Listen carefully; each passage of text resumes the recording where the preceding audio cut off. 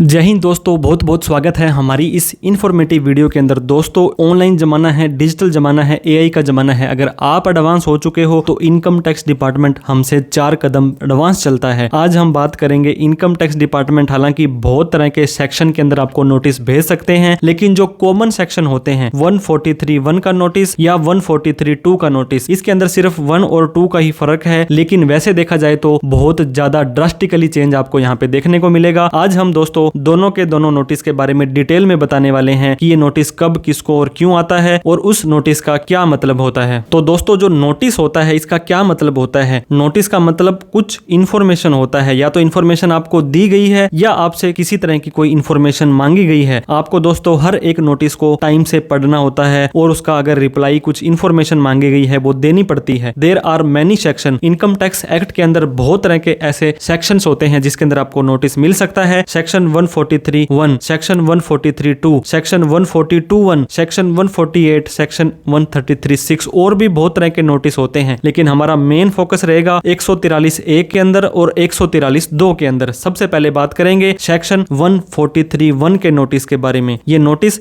तभी आएगा दोस्तों अगर आपने आईटीआर भरी है। अगर आपने आईटीआर नहीं भरी है तो आपको ये नोटिस नहीं आने वाला है। और इस नोटिस को क्या बोलेंगे? ये बोलते हैं इंटीमेशन अंडर सेक्शन 143(1). ये 3 तरह से जारी हो सकता है, क्योंकि जब आप अपनी आईटीआर को भर देंगे उसको 30 दिन के अंदर अंदर वेरीफाई कर देंगे। इसके बाद सीपीसी बेंगलुरु आपकी आईटीआर को प्रोसेस करता है। उन्हें लगता है कि आपकी आईटीआर एआईएस, टीआईएस और 26(a) के हिसाब से सही भरी है, तो दोस्तों इस तरह का आपका ब्लू टिक आ जाता है। इसका क्या मतलब है? अगर ब्लू कलर में आता है, ना तो सरकार ने आपसे कोई टैक्स मांगा है, ना आपको कोई वापस मिलेगा। और वहीं पर इस ग्रीन कलर में आ जाता है, इसका मतलब है कि आपने कुछ टीडीएस रिफंड मांगा था और वो रिफंड आपका जारी हो चुका है। अगर लाल रंग खतरे का निशान आया है दोस्तों, इसका मतलब होता है कि आपने गलत आईटीआर भर दी थी, कोई क्लेम वगैरह सही से नहीं लिया था और आपको डिमांड आ गई है। इन तीनों को ही आपको पढ़ना बहुत जरूरी होता है। इंटीमेशन को दोस्तों कैसे पढ़ते हैं इसके ऊपर हमने डिटेल में वीडियो बना रखी है, उसको आप जरूर रेफर करें कि इन इंटीमेशन का क्या और कैसे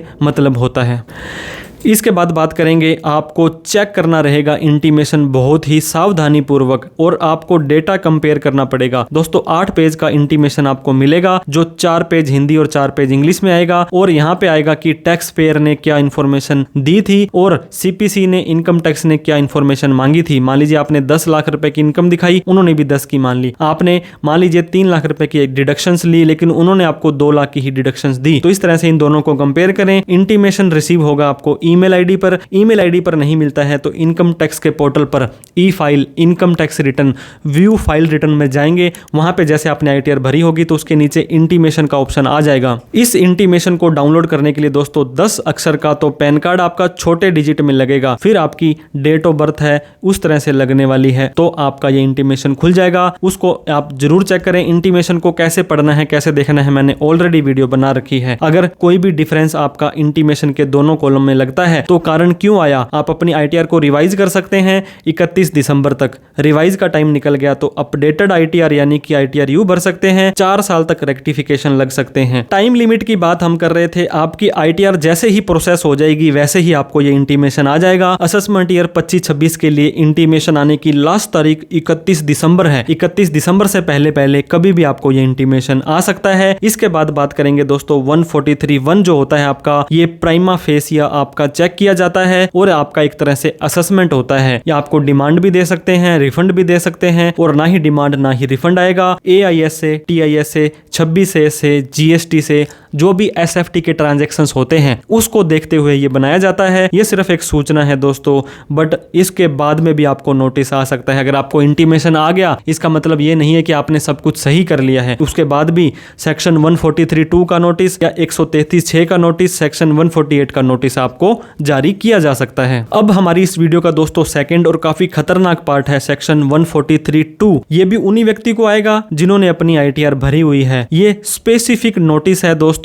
जो इशू किया जाता है स्क्रूटनी असेसमेंट के केस में। इसका क्या मतलब हुआ? इनकम टैक्स वालों का एआई है, डेटा है, जो भी उनका जो रिसर्च होती है दोस्तों वो इनको बताती है कि इस आईटीआर में कुछ गड़बड़ है, इसने डिडक्शंस और एग्जम्पशंस ज्यादा ले ली है, रिफंड ज्यादा क्लेम कर लिया या सही से नहीं दिखाया है, ऑन रिकॉर्ड 1 करोड़ का कैश डिपॉजिट आया है और ये 2 लाख रुपए की इनकम दिखा रहा है, तो डिपार्टमेंट को कुछ प्रूफ, कुछ जस्टिफिकेशंस, कुछ सोर्स चाहिए होते हैं। तो ये क्लैरिफिकेशन लेने के लिए आपका केस खोल दिया जाता है सेक्शन 143(2) के अंदर। अब दोस्तों इस नोटिस को जारी करने की क्या तारीख है? अगर हम बात करें, अभी आपका 31/3/25 वाला जो साल खत्म हुआ है, जो असेसमेंट ईयर 25-26 होता है, इसका नोटिस आपको 31/3/25 वाला साल खत्म होने के 1 साल बाद और उसके बाद 3 महीने और 30 जून तक जारी कर सकते हैं। और इसके अलावा एक नोटिस एक बार आ जाता है तो दोस्तों उसके साथ में ही सेक्शन 144(b) का भी आएगा, जो 142(1) का भी नोटिस, 142(2) का भी नोटिस आएगा। और आपका असेसमेंट जो है, इस 6 को आपका नोटिस खुला, 31 मार्च 2027 तक आपका ये असेसमेंट चलता रहता है। इसके बाद अगर आपका केस 143(2) में खुल गया है, डिपार्टमेंट विल आपका रीअसेसमेंट करेगा,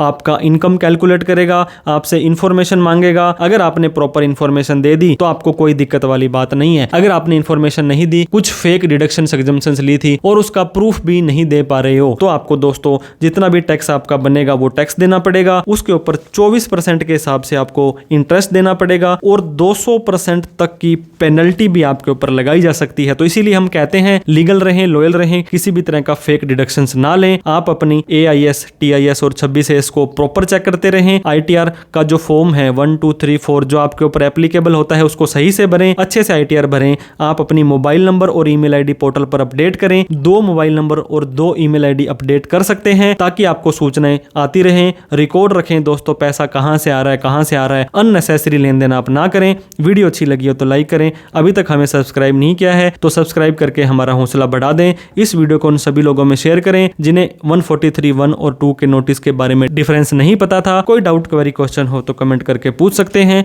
thank you so much for watching this video. जय हिंद, जय भारत।